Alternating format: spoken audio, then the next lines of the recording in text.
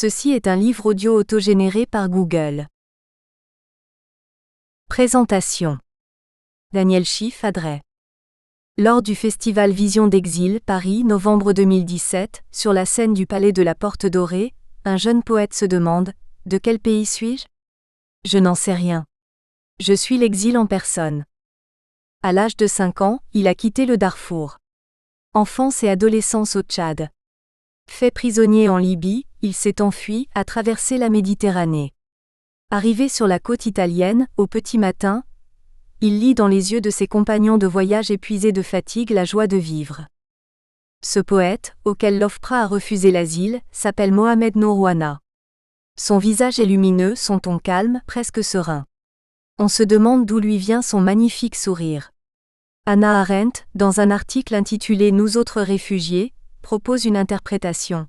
Cette gaieté affichée traduirait un optimisme forcené, voisin en fait du désespoir.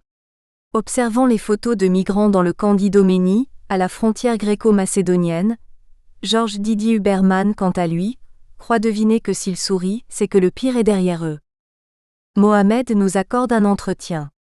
Puis il nous fait visiter l'atelier des artistes en exil, où il dispose d'un bureau pour travailler à l'écriture de son livre. Au cours de la visite, il nous présente à Amiri, peintre syrien. Celui-ci interrompt sa peinture pour bavarder avec nous. Il est tout de suite d'accord pour une interview. Nous branchons le magnétophone. Amir nous parle en anglais, 1 heure durant. Transcrire ses paroles, les traduire, puis fabriquer un texte qui restitue le mieux possible son ton, sa voix, nous prendra quelques dizaines d'heures. Lorsque nous le revoyons 1 mois plus tard, il a fait lire le texte à une amie francophone et nous donne son accord. « Can I ask you a question ?» demande-t-il, intervertissant malicieusement les rôles. « Why do you do this ?» Pourquoi en effet ? Parce que nous aimons ce travail de passeur de parole. Ces étonnants voyageurs nous font prendre conscience de la violence de la migration, mais ils nous font aussi découvrir une richesse humaine. De ces rencontres sont nées d'inattendues et précieuses amitiés. L'art est ma maison, nous dit Amir, le seul lieu où je me sens en sécurité. Mon pays a été détruit. Je n'ai jamais pensé que 3 années en France suffiraient à faire de la France mon nouveau pays. J'aime ce pays, mais je ne lui appartiens pas.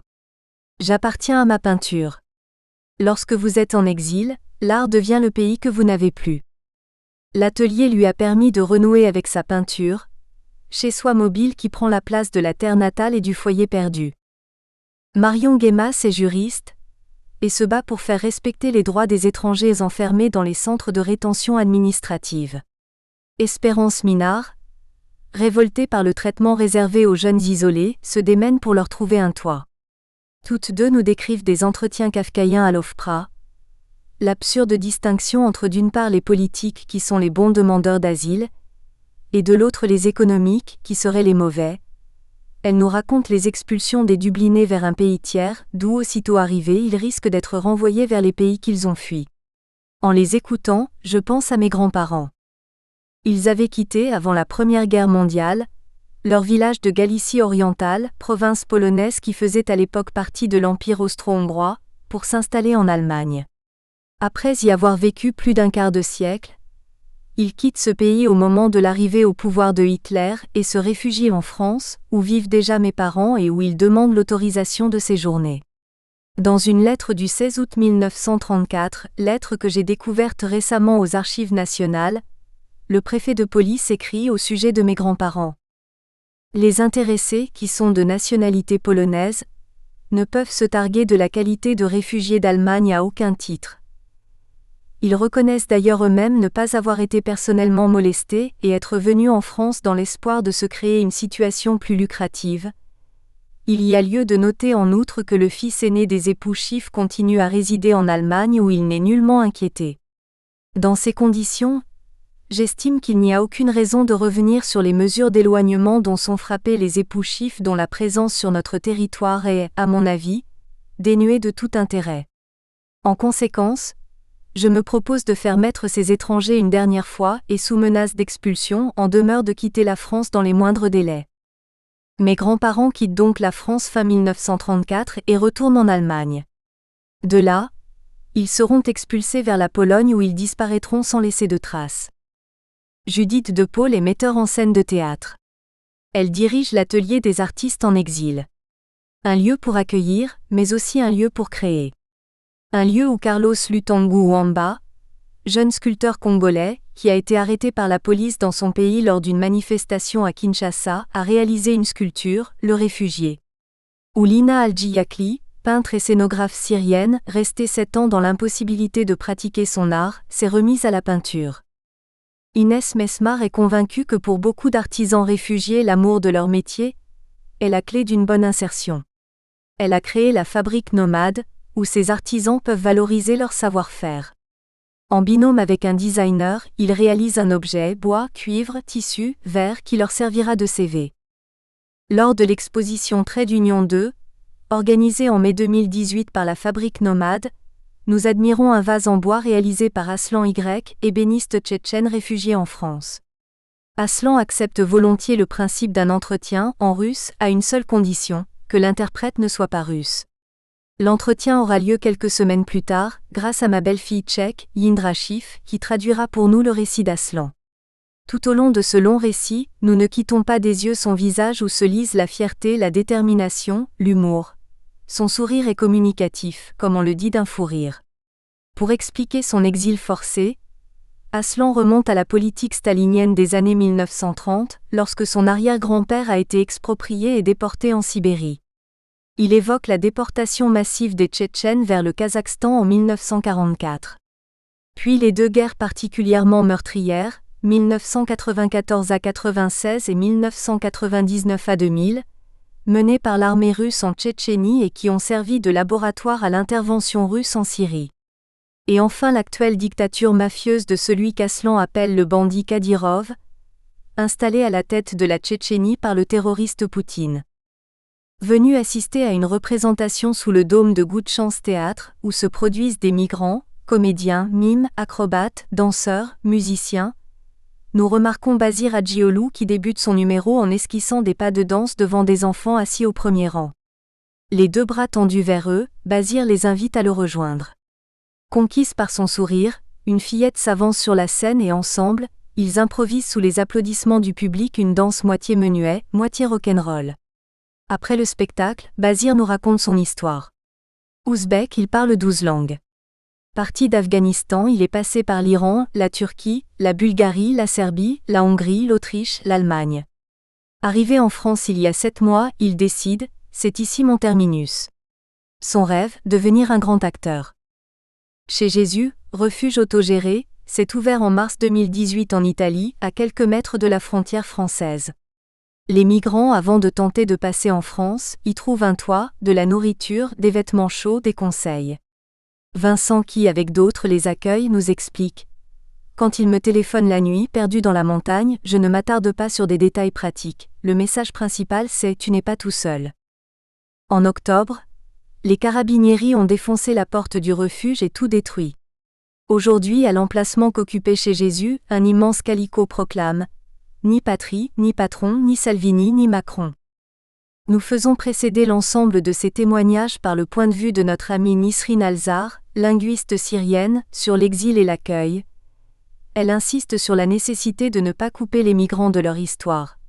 Accueillir, c'est comprendre les raisons qui ont poussé l'exilé à quitter son pays, c'est regarder en face la cruauté du monde, la folie de notre temps. Chacun des 16 récits provient d'un entretien enregistré. Le passage à l'écrit a exigé une mise en forme, afin d'en transmettre à la fois le ton et le contenu. La validité du texte est garantie par l'auteur lui-même qui signe son témoignage. Accueillir. Nisrine Alzar, linguiste syrienne. Au cours du dernier siècle, mon pays a connu de nombreuses vagues d'immigration. Les a-t-il bien accueillis ? Ce que je sais, c'est que sans qu'il y ait eu une politique d'État, les immigrés arméniens, palestiniens, etc., se sont fondus dans le tissu social syrien. Ceci dit, lorsqu'en 2003, après l'invasion américaine en Irak, la Syrie, 22 millions d'habitants, a dû absorber 1 million d'Irakiens, je me souviens très bien que sont apparues des formes de racisme. Je pense que l'accueil en France n'est pas bon, parce que les valeurs affichées sont en décalage avec la réalité. Dans le cas syrien, si je me réfère au récit de mes ancêtres, c'était l'inverse, on n'affichait aucune valeur et les gens s'intégraient. Les Arméniens venaient à Damas, construisaient à l'aide de quelques planches des petites baraques au bord de la rivière.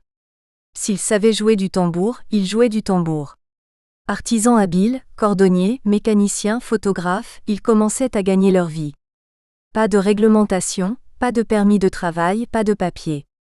Des jeunes filles arméniennes arrivaient dans l'est du pays et pour avoir une sécurité, se mariaient avec les bédouins et les petits paysans de la région, qui les épousaient pour les protéger, mais aussi parce qu'elles leur plaisaient.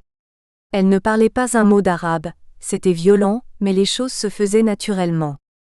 Le pragmatisme consisterait à se demander: il y a une crise, comment limiter les dégâts? Une politique d'accueil ne repose pas seulement sur la générosité, mais aussi sur une organisation efficace. Les gens débarquent en masse, traumatisés, ne parlant pas la langue, qu'allons-nous en faire? Le ministre de l'Intérieur, en présentant la nouvelle loi sur l'immigration, annonce: jusqu'à présent nous avons beaucoup accueilli, mais très peu intégré. Dorénavant nous allons faire l'inverse et développer en particulier l'enseignement du français. J'attends de voir. Pour l'instant c'est la société civile, et non pas l'État, qui organise les cours de langue. En Allemagne, tous les migrants médecins exercent leur métier. On leur enseigne très vite l'allemand, en tout cas le langage médical, pour qu'ils puissent soigner au moins les migrants de leur langue. Autre exemple, je connais un Syrien qui a fait les beaux-arts dans son pays et qui vit maintenant en Allemagne. Le musée de Berlin l'a formé, il est aujourd'hui guide en langue arabe. En France, obtenir ces papiers relève du parcours du combattant. Mauvaise volonté de la part des autorités, mais aussi absence de réelle planification de l'accueil. Au lieu de planifier, on bricole. Autre défaut bien français, l'importance accordée au discours au détriment de l'action concrète. Le langage prime. Exemple, une réunion à l'EHESS où j'enseigne. De quoi discute-t-on? De l'intitulé d'un nouvel enseignement.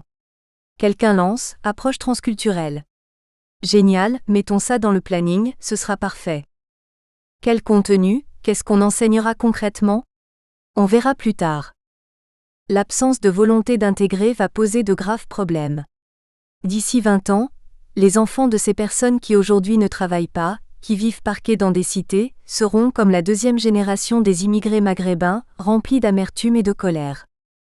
On ignore le plus souvent, pas seulement en France, partout, la jeunesse de la souffrance des migrants. On ne veut pas voir les raisons politiques de leur départ. Dans l'accueil, il faut intégrer la dimension politique et l'ensemble du parcours. Il ne faut pas avoir peur des souffrances inimaginables, elles sont la réalité de notre temps. Nous devons écouter ces souffrances, comprendre ce qui est en train de se passer. Un bon accueil, c'est un accueil qui comprend et qui prend tous en considération. Notre époque, qui accepte que des criminels de masse restent au pouvoir, soient même réhabilités, vient ensuite se plaindre d'une crise des réfugiés ou du djihadisme. On reste dans le bricolage, en ne voulant pas voir que les guerres au Moyen-Orient vont être interminables et que d'autres crises surviendront. Les Français se disent, ces petits Soudanais, ces petits Syriens, ces petits Irakiens, jamais ils ne deviendront ni Spinoza, ni Pérec, ni Kundera. Ce n'est pas cet argument-là qu'il faut avancer. Il faut dire que ce que nous apportent les immigrés, c'est la vérité de notre avenir. Ils ont pris la machine du temps avant nous. Ils ont compris la condition humaine actuelle. Nous, on est un peu en retard. Il faut que nous comprenions, et pour cela ils viennent nous offrir le beurre de leur expérience. L'humanité c'est comme ça, elle est rude, plus rude que vous imaginez, c'est à cause de cela que nous sommes ici. Mais pour être juste et honnête, ce discours, il faut aussi l'adresser à ces réfugiés qui sont dans la sinistrose, dans la récrimination. Je ne dis pas qu'elle n'est pas appropriée, parfois dans la haine de ce qui leur est arrivé et dans l'idée que c'est aux autres de payer à leur place. Le discours que l'on doit tenir aux deux populations c'est: on ne peut pas vivre les uns sans les autres. Il faut que moi, Syrienne, je sois solidaire du petit cheminot français, car dans quelques années il sera aussi paumé que moi, il émigrera. Regardez en face ce qui se passe, et cela ne se passe pas loin. Damas est à 3 heures d'avion de Paris. Si l'on tolère que le monde continue comme ça, les réfugiés ne seront plus 60 millions mais 1 milliard. On ne doit pas dissocier l'arrivée du réfugié de l'histoire de son départ. Une partie de la lutte pour changer l'état du monde c'est l'accueil, première étape de la compréhension, de la reconnaissance. Lorsqu'on accueille, on commence à comprendre. Pourquoi rejette-t-on l'autre? On le rejette parce qu'on a peur de lui. On ne veut pas de ce migrant chez nous, parce que ce qu'il a vécu est terrifiant. La souffrance est contagieuse. On n'en veut pas. Le très controversé philosophe Slavoj Žižek a parfois des illuminations. Pour lui, la grande frayeur du monde postmoderne, c'est le tiers-monde. Les gens en ont peur parce qu'ils y voient leur avenir. Pour les gens de droite, cette population racaille vient diluer notre identité. Ils sont trop nombreux, on n'est plus vraiment français. C'est une peur énorme. Une panique. En Alsace, des villages où les gens n'ont jamais vu un arabe votent FN à 100%. Pourquoi? Justement parce que leur village, sans le moindre arabe, est nickel. Quelle peur! Quel déni en fait! Il faut secouer ces gens. Ce petit Soudanais paumé, regarde-le bien, c'est toi. Quand les étudiants ont occupé le HESS en solidarité avec les cheminots, des étudiants syriens sont intervenus. C'est cette France-là, 1789, la Commune de Paris, mai 68, qu'ils se représentent. Ils ont expliqué aux étudiants français comment ils s'y prenaient à Alep, pour échapper aux forces de l'ordre. Ils ont eu l'intelligence de s'inscrire dans la réalité française. Dans ces moments, les mécanismes à l'œuvre sont très intéressants à observer. L'un des deux jeunes Alépins parlait un anglais impeccable. Il frimait. On voyait qu'il mettait sur la table tout son capital. Il voulait séduire les jeunes Français et montrer qu'ils s'intéressaient à leur histoire. Et de fait, ils étaient séduits. Mais pourquoi séduire? Parce qu'on aime. Ce qu'apportent ces Syriens, c'est plus de tendresse, plus d'intelligence affective. Si on reste entre semblables, on perd la faculté de décoder l'autre. Les migrations offrent le trésor des langues. Ce guide qui explique les tableaux du musée de Berlin en arabe syrien, quelle richesse! L'exil en personne. Mohamed Nourwana, poète né au Darfour. Mon histoire est une histoire très longue. Je ne suis pas un demandeur d'asile comme les autres. Je dirais que je suis l'exil en personne. Il y a des gens qui sont persécutés à l'âge adulte et qui décident de partir. Ils savent où ils vont. Moi, c'est le contraire. Il faut que je remonte à mon enfance. Je suis né au Darfour. En 1997, notre famille s'est enfuie au Tchad. J'avais 5 ans. Asile, frontières, pays, papier, passeport, rien de tout cela n'existait dans ma tête. C'est plus tard que mes parents m'ont raconté. Par leurs récits, par mes recherches, par des documents, j'ai appris ce qui s'était passé, la succession de conflits, les tueries, la guerre ethnique, raciale, entre les Arabes à peau claire et les Noirs du Darfour. Évidemment, lorsque votre ethnie est persécutée, vous ne vous réfugiez pas dans le village voisin, il faut aller plus loin. Le village à côté du nôtre avait été attaqué, plusieurs villageois étaient morts. Certains préfèrent fuir avant d'être touchés par le conflit, d'autres disent « Je suis chez moi, je reste, Dieu me protégera ». Souvent ils succombent, car les chars d'assaut et les hélicoptères attaquent par surprise. Nous nous sommes donc installés au Tchad, d'abord dans la capitale, puis vers l'ouest. 1 an après, j'étais inscrit à l'école. J'ai grandi là, au cœur du lac Tchad, jusqu'à l'âge de 15 ans. Pendant plusieurs années, il n'y a pas eu de conflit, on était bien. On n'était pas chez nous, mais je m'en foutais. Je ne savais pas, c'est quoi mon pays, c'est quoi mon village, c'est quoi ma nationalité. Avant l'âge de 18 ans, personne ne te parle de papier, de pièce d'identité. Sauf quand tu as un accent, et que tes amis te demandent. Mais l'accent s'efface vite. J'ai commencé à parler le Kanembu, la langue qu'on parle au cœur du lac Tchad. J'ai appris le Peul. Le lac est une zone frontière où se croisent plusieurs ethnies. D'un côté le Cameroun qui n'est pas loin, le Nigeria qui n'est pas loin non plus, d'un autre côté le Tchad et enfin le Niger. Les gens pêchent, vendent le poisson aux commerçants qui le fument, le sèchent, le transportent au Nigeria. Chacun cherche à survivre avec sa famille. La nature est vaste et n'appartient à personne, il y a de la terre à cultiver. Dans le village, pas de commissariat de police, pas de contrôle de papier, personne ne vient t'embêter et te demander d'où tu viens. L'école était à 6 ou 7 kilomètres, j'allais à pied. Dès que j'ai appris à écrire, j'ai tout de suite aimé. À l'époque, ce n'était pas tout le monde qui avait le téléphone, on écrivait des lettres sur papier. J'écrivais pour des gens, je leur lisais leurs courriers, je traduisais. J'ai commencé très jeune et je continue. Les gens m'apportent le récit de leur histoire pour l'OFPRA et je traduis. En 2007, un conflit a éclaté au bord du lac Tchad entre d'un côté les autochtones, des Tchadiens authentiques qui étaient éleveurs, et de l'autre des réfugiés qui venaient du Nigeria, du Cameroun, du Niger et qui cultivaient cette terre. Les autochtones ont mis leur bétail dans les champs des autres, considérant qu'ils parlaient une autre langue et n'étaient donc pas censés être sur cette terre. Voyant leur travail de 2 mois ravagé en une nuit par les troupeaux, les cultivateurs se sont vengés en répandant du poison. Beaucoup de bêtes sont mortes. Les éleveurs se sont vengés à leur tour, en commençant à tuer des gens. Pas avec des armes, mais avec des lances. Les autorités sont venues pour régler le problème. Qui est chez lui, qui n'est pas chez lui? Nous faisions partie de ceux qui n'étaient pas chez eux. Mon père s'est senti menacé. On l'impliquait dans des meurtres commis pendant le conflit. Il s'est enfui en Libye. On est resté sans nouvelles de lui pendant 2 ans. Puis on a été évacués, car nous n'étions pas en sécurité. Ils brûlaient les maisons, les cases, prenaient les chèvres, les moutons, tout ce que vous aviez comme bien. Le jour où mon frère est devenu majeur, le chef de canton nous a dit « Maintenant il faut que vous partiez rejoindre votre père en Libye. Ici, des gens ont juré de vous exécuter à la première occasion. » On a donc été obligés à nouveau de partir, de quitter ce pays qui nous avait adoptés.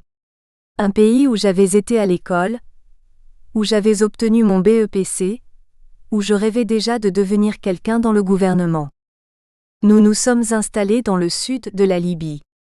La vie se passait bien. Mon père était devenu militaire, recruté dans l'armée du colonel Kadhafi, le président. Les 3/4 des Libyens de cette région ont la même couleur de peau que les Africains, ils sont noirs comme moi. Le recrutement d'étrangers noirs dans l'armée libyenne pouvait se faire sans que personne ne le remarque. En 2011 est arrivé le printemps arabe. On a d'abord entendu parler de la Tunisie, puis d'autres pays arabes. En Libye, le colonel Moammar Kadhafi était puissant et c'était incroyable d'entendre qu'une rébellion cherchait à le faire tomber. Pour moi, ces personnes se révoltaient pour être tuées. Les premiers jours, il y a eu plus de 100 morts dans la rue. Les coups de feu résonnaient toute la journée. Jusqu'alors, en Libye, il n'y avait pas eu de problème entre les 32 ethnies. Mais une fois que les hommes de Misrata ont réussi, avec l'aide de l'OTAN et des Occidentaux, à capturer le président et à le tuer, des querelles ethniques et des persécutions raciales se sont déclenchées dans tout le pays. Ce n'était pas une guerre, c'était de la folie, des dizaines de milliers de morts. J'ai perdu un frère et mon père. Ensuite, fatigués de faire la guerre, ils ont essayé de faire la paix. Mais chaque ethnie était contre les autres, aucune entente n'était possible. Le pays s'est divisé en 4, l'ouest, l'est, le sud et la région autour de la capitale. Qui pouvait gouverner le pays? Personne. Pendant ce temps-là, au sud, dans la ville où nous habitions, une région d'où était originaire l'ethnie du président assassiné, les Libyens ont commencé à persécuter les Noirs, disant qu'ils n'étaient pas Libyens, que c'était le président Moammar Kadhafi qui les avait introduits. Car à l'époque de son arrivée au pouvoir, une partie de la population noire, l'ethnie Koubou, se répartissait moitié en Libye, moitié au Tchad, des 2 côtés d'une frontière tracée par les Occidentaux. Dans une même famille, certains se retrouvaient tchadiens, d'autres libyens. Comme le Tchad est plus pauvre que la Libye, des familles sont entrées se fondre parmi les Libyens. Tout le monde le savait, mais personne ne pouvait rien dire, car ils étaient protégés par Moammar Kadhafi qui les recrutait dans son armée. Après sa chute, on commençait des vengeances contre les Noirs. On voulait les éliminer, les chasser du pays, les exécuter. Une guerre interraciale a éclaté. On voit un Noir, on le tue sans savoir ce qu'il n'a fait ni même d'où il vient. Et quand on voit un Blanc, on le tue sans savoir ce qu'il a fait, ni d'où il vient. Les armes à feu circulaient, y compris dans les mains des enfants. Des Maliens, des Sénégalais, des Tchadiens étaient attaqués. On leur volait leur téléphone portable, on les fouillait pour prendre leur argent. On violait les femmes, les jeunes filles. Personne ne prenait leur défense. La police avait cessé de faire son travail. La loi était celle du plus fort. Ils ont commencé à capturer les gens, à les enfermer pour les rançonner. Même quelqu'un qui n'a rien, il a sa vie, et comme il y tient, il va l'acheter.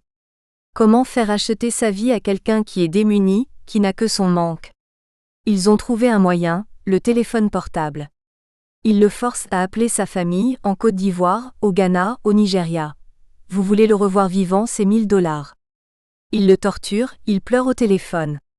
Au bout d'une semaine, si la rançon n'est pas arrivée, ils choisissent une personne et l'exécutent devant les autres. C'est un business très rentable. Chaque Africain qui circule dans la ville représente 1000 $. J'avais appris le français à l'école. Avec les Guinéens, je parlais Peul, avec les Tchadiens, Kanembu. Ce sont des langues que j'ai apprises enfant, en fuyant de droite et de gauche avec mes parents qui m'ont traîné de pays en pays jusqu'à ce qu'ils succombent. L'exil est devenu mon héritage. Les Noirs étaient tués comme des mouches. Dans la rue, je voyais des ambulances qui les prenaient et les enterraient, car personne ne venait réclamer le corps.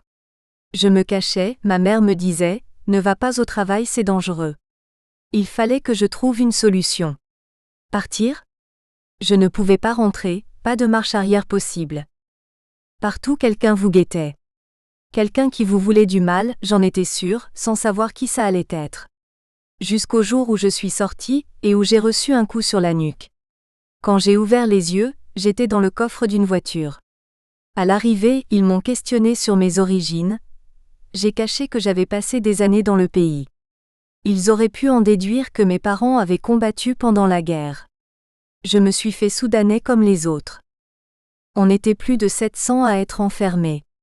Ils maltraitaient les personnes, les tabassaient, les torturaient. À côté de moi, il frappait un Ivoirien qui ne comprenait pas ce qu'il lui disait. C'était comme taper sur un arbre. Lui, il ne savait même pas pourquoi on le tapait. Il lui criait qu'il voulait telle somme et m'obligeait à traduire. Il savait que je parlais français, que je parlais Peul, arabe, Kanembu. Pour eux, c'était comme posséder un portable qui peut faire la traduction. Je traduisais. Tu dis que ta mère a vendu votre maison et que la somme n'est pas suffisante pour la rançon. Ils s'en fichent, si demain la rançon n'arrive pas, ils t'exécuteront. On vivait comme des chiens, on mourait comme des chiens. On s'enterrait nous-mêmes, on mettait de la poussière sur le cadavre, sans l'ensevelir, comme un animal qu'on recouvre de terre à cause de l'odeur.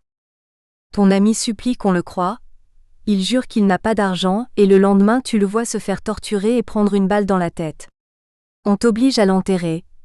Tu as une semaine, si ta rançon n'arrive pas, tu finis comme lui. Ça fait peur, ils le disent, ils le font.